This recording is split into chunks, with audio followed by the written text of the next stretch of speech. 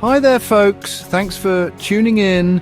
I'm Talia, and it's really good to have you here. This job, being a social worker, it's more than just a 9 to 5, isn't it? It's about connecting with people when they're at their most vulnerable, when they need someone in their corner. And when you're talking about young people who've arrived in this country completely on their own, fleeing things we can barely imagine, the stakes are incredibly high. The interviews for these roles, they're not just about ticking boxes on a CV. They're about finding out who you are, what you stand for, and whether you've got the resilience and the heart for it. So, what I want to do today is get right into the nitty-gritty of it.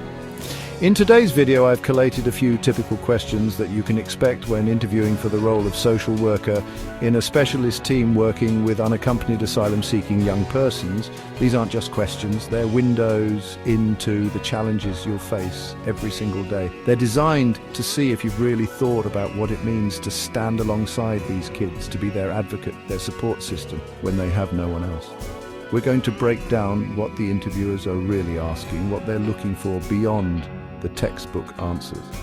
It's about showing your humanity, your understanding of the sheer complexity of their lives and your unwavering commitment. It's tough, there's no doubt about it, but it's also one of the most important jobs you could ever do. So grab a brew, get settled, and let's get you ready. Let's dive in straight away. Right, let's get to the first one. It seems simple, but it's massive. Why this job? Why these kids? And they're not looking for a throwaway line here. They want to see that you've properly thought about it. So you start by talking about your core belief, your commitment to supporting the most vulnerable in our society. You explain that you see these young people not as statistics or cases, but as individuals with immense potential who've just had the toughest start imaginable. You've got to show that this isn't just another job for you, it's a calling. Then you need to show you get the bigger picture. You understand the trauma they've been through. It's not just the physical journey, which is often brutal, but the emotional and psychological scars they carry. You can mention your understanding of complex trauma, loss, and the sheer disorientation of arriving in a new country, a new culture with a new language, all on your own. You're not just there to find them a place to live. You're there to help them start rebuilding a life, piece by piece. Next, you bring in the advocacy piece. This is crucial. You're their voice when they don't have one.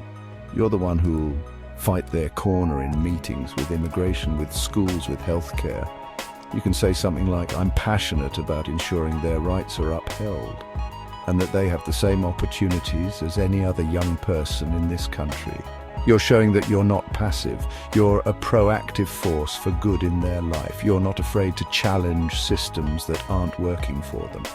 And it all comes back to empathy. It's not about feeling sorry for them. It's about trying to understand their world from their perspective. It's about building trust with someone who has every reason not to trust anyone.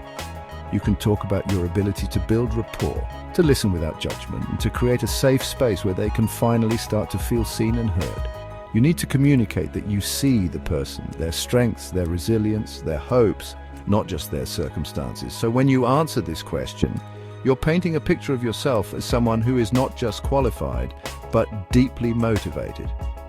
You're showing you have the professional knowledge of trauma and the legal frameworks, but also the human qualities, the empathy, the passion for advocacy, and the genuine desire to make a tangible, positive difference in the lives of these incredibly resilient young people. It's about connecting the professional with the personal. Now, this is a big one. Age assessments. They are one of the most controversial, most difficult parts of the job. The pressure is immense because the outcome changes everything for that young person. So the first thing you say, the absolute key phrase, is Merton compliant. This shows you know the law, you know the case law that sets the standard. You state clearly that any assessment you conduct will be fair, lawful, and follow the established best practice guidelines. This immediately tells them you're a safe pair of hands. Then you break down what that actually looks like in practice. You explain that it's not a single event, it's a holistic process. It's not about looking at someone and making a guess. You'd be gathering information from multiple sources, the young person themselves, any documents they have, information from other professionals. But you stress that the young person's own account is central. You'd explain that the assessment must be child-centered, meaning their welfare is the absolute priority throughout the entire process. You've got to talk about the practicalities, the human side of it. You'd make it clear you'd always use a qualified, independent interpreter, not a friend or a community member. Communication has to be crystal clear. You'd explain the process to the young person in a way they can understand, telling them what's happening, why it's happening, and what their rights are. You'd talk about creating a comfortable, non-intimidating environment for the interviews, giving them breaks, and being sensitive to the fact that this is an incredibly stressful and potentially re-traumatizing experience for them. You also need to show you understand the complexity and the benefit of the doubt. You'd mention that assessing age is not an exact science, and that official guidance states that if the person's physical appearance and demeanor are not obviously and significantly over 18, they should be given the benefit of the doubt and treated as a child. This demonstrates a nuanced, ethical, and child-first approach. It shows you're not just a box ticker. You understand the profound human rights implications of this decision. Finally, you talk about the end of the process. How do you communicate the outcome? You'd do it sensitively and clearly with the interpreter present. You'd explain the reasoning behind the decision and, crucially, you'd explain their right to challenge it. You'd make sure they have access to legal advice. By covering the whole process from the legal foundations to the sensitive communication of the outcome, you're showing you are thorough, ethical, and profoundly aware of the gravity of this responsibility. Okay, picture this. A young person has just arrived. Maybe they were found in the back of a lorry, or maybe they presented at a police station. They're alone, they're terrified, and they're in a new country. The question is, what do you do first to keep them safe? Your answer really needs to be immediate, practical, and comprehensive. You start with the absolute basics, the initial risk assessment. This happens straight away. You need to find out if they're hurt, if they're ill, or if they're at immediate risk from traffickers or anyone else who might have exploited them on their journey. Your next priority is a safe place to sleep that night. You talk about securing safe and suitable emergency accommodation. This isn't just any bed and breakfast. It needs to be an appropriate placement, like a specialist foster carer or a supported accommodation provider who understands their needs. You'd explain that you would personally ensure the placement is vetted, safe, and that the carers or staff are prepared for the young person's arrival. Safety is paramount, and you need to show you take direct responsibility for it. Then you focus on communication. How do you stop them feeling completely lost? You'd explain the importance of an immediate welfare check with an interpreter. This isn't an interrogation, it's a conversation. You're there to explain who you are, what your role is, and what's going to happen next in simple, clear terms. You give them a welcome pack with key information in their own language. You give them a way to contact you. It's about establishing a human connection and a thread of safety in the chaos. You absolutely have to bring in trauma-informed practice here. You'd state that you understand that this young person is likely highly traumatized. Therefore, your every interaction would be guided by this understanding. You wouldn't push them for their full story straight away. You'd focus on building trust and making them feel physically and psychologically safe first. You're showing that you're not just following a procedure, you're responding to the human being in front of you and their profound emotional needs. Finally, you'd mention the multi-agency side of things. Safeguarding isn't a one-person job. You'd immediately make referrals to health services for a checkup. You'd notify the police if there were any trafficking concerns, and you'd link in with education and legal services as soon as possible. You're demonstrating that you can see the whole picture, that you understand your role as the central coordinator of a network of support, all designed to wrap around that young person and keep them safe from harm. This is such an important question because without this, you can't build trust, you can't be effective. How do you ensure you're culturally competent? Your answer really needs to show that you see this not as a one-off training course, but as a constant, ongoing process of learning and self-reflection. You'd start by saying that you are committed to continuous professional development, actively seeking out training on the specific cultures, religions, and social norms of the young people you're likely to be working with. Then you get practical. You talk about the tools you use. The number one tool is a professional interpreter. You'd stress that you don't just use them for language, but for cultural brokerage. A good interpreter can help you understand the nuances of what's being said, the non-verbal cues, and the cultural context that you might otherwise miss. You'd also talk about using cultural experts or community leaders as a resource to help you understand things like family structures or religious practices. Respect is the core of this. You need to show that you approach every young person with genuine curiosity and respect for their background. You don't make assumptions. You give an example, perhaps saying something like, "I would never assume a young person's religious beliefs or dietary needs. I would ask them directly and respectfully and ensure their placement and support plan accommodates their cultural and religious practices." This shows you're proactive and person-centered. A massive part of cultural competence is looking at yourself.